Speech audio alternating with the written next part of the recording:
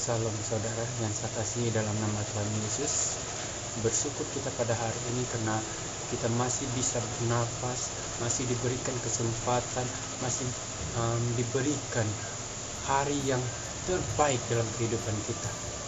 Pada hari ini saya akan membawa satu teks firman Tuhan yang saya ambil dari Amsal 2 ayat 1 hingga 22.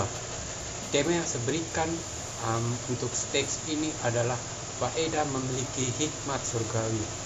Nah, tajuknya adalah mencari dan menuntut hikmat dari Tuhan.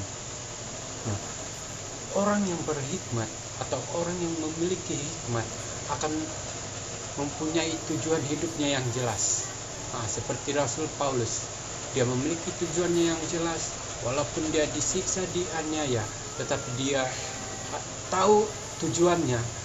Dia tidak putus asa, yaitu untuk memuji, untuk menyebarkan kemuliaan Tuhan di setiap penjuru dunia. Apakah yang dimaksudkan dengan faedah memiliki hikmat? Dalam ayat yang ke-9 dia mengatakan, maka engkau akan mengerti tentang kebenaran, keadilan dan kejujuran, bahkan setiap jalan yang baik. Nah, disitulah faedah memiliki hikmat. Kita dapat mengetahui setiap kebenaran, setiap keadilan, kejujuran, bahkan setiap jalan yang baik, jalan yang Tuhan sudah berikan kepada kita, yaitu kita membedakan mana yang baik, mana yang kehendak Allah. Nah, mengapa kita harus memiliki hikmat surgawi?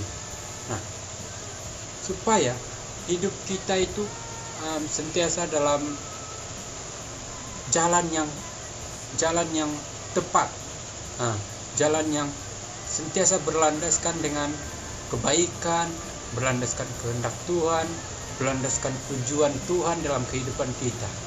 Nah, itu adalah mengapa kita memiliki hikmatnya Tuhan. Nah, yang ketiga adalah bagaimana supaya saya dan saudara memiliki hikmat surgawi. Sudah tentu yang pertama adalah harus mendekatkan diri kita kepada Tuhan dengan cara merenungkan firman-Nya dan berdoa setiap hari.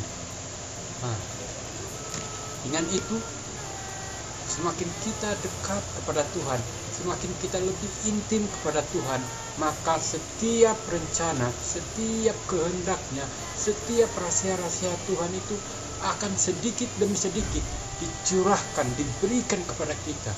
Nah, di situ kita dapat mengetahui apa yang benar-benar Tuhan inginkan dalam kehidupan kita.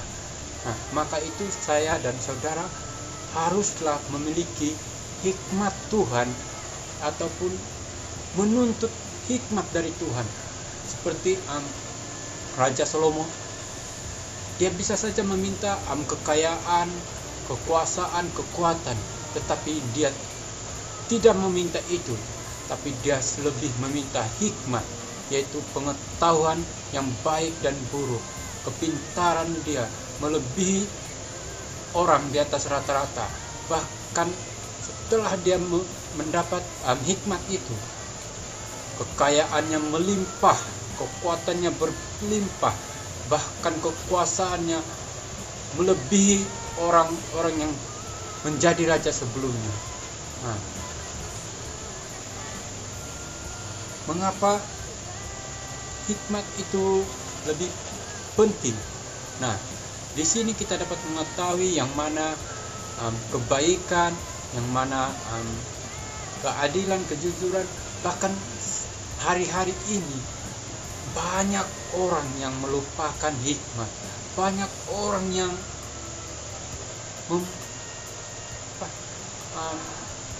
tidak lagi mementingkan hikmat. Padahal hikmat itu sangat penting bagi kehidupan kita sehari-harian, karena dengan hikmatlah kita bisa berdiri, kita bisa melangkah, kita bisa lebih lagi mengetahui tujuan kita yang jelas. Sama ada untuk masa depan kita atau untuk orang-orang di sekeliling kita, ataupun untuk kita lebih lagi mengenal Tuhan. Nah, makanya saya dan saudara haruslah mencari hikmat atau menuntut hikmat dari Tuhan sekurang-kurangnya. Kalau setiap hari kita harus merenungkan firman Tuhan setiap hari, karena di sini ada mengatakan supaya engkau terlepas dari jalan yang jahat, dari orang yang mengucapkan tipu muslihat. Nah, mengapa hikmat itu penting? Karena hari-hari ini dunia itu sangat-sangat kejam, sangat-sangat jahat. Begitu banyak tipu muslihat yang dilakukan. Nah, orang yang berhikmat akan dapat membezakan yang mana benar, yang mana tipu muslihat. Akhir dari semua ini, kesimpulannya saya menyimpulkan bahwa hikmat itu sangat-sangat luar biasa bagi saya dan saudara, agar kita dapat terus maju, terus memiliki hubungan kita dengan Tuhan, dan semestinya untuk menghadapi hari-hari yang kejam saat ini. Salam dari saya, jangan lupa untuk memiliki hikmat dari